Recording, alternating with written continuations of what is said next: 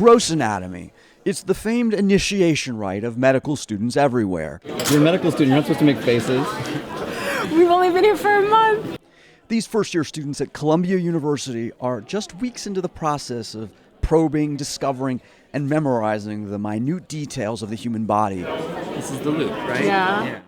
But in an innovative new way. An iPad replacing what used to be a thick textbook. We basically have a step-by-step protocol for everything that we're going to be doing.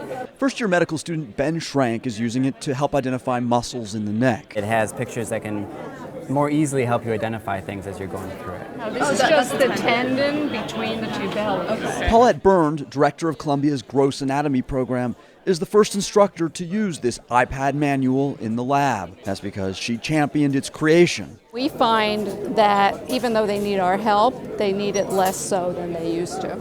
The idea came from several of her students.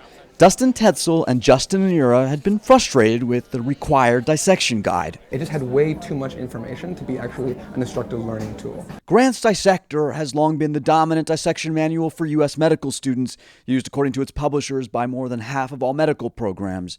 It primarily offers diagrams to identify the parts of the body. I've been dissatisfied with Grant's Dissector for a long time. Doing your work and you say, hey, my cadaver looks nothing like this idealized picture. So Dr. Byrne's students came up with a plan to create a manual that they felt could improve the lab experience, spending the summer after their first year dissecting a body, and with the help of two fellow students, took thousands of photographs. Came in the morning, we would dissect for the whole day, and then we would figure out how to translate our dissection into easy to understand instructions. The dissections had to be very high quality dissections, and that takes a long time. All of these pictures you can blow up to full screen zoom in on different parts of them. This is the second year using the iPad Correct. in the lab. Right.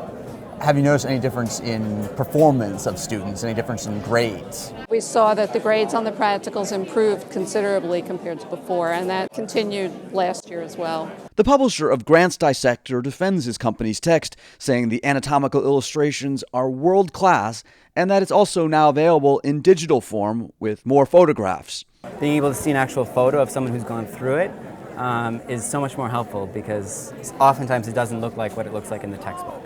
And the manual's still evolving. Every time someone says, well, I think there could be a better picture there, or there can be a better instruction there, we can change it. It has quizzes built in, so I think now it's at a point where it's definitely marketable. We started out just wanting to help the year below us, not thinking this would turn into all that it did. What it turned into, say the students, is an example. Kind of the idea of having students approach faculty members to innovate at their own school is also a goal of ours. This kind of embodies that experience where students really realize what they need in order to learn better and can forge the path to do that.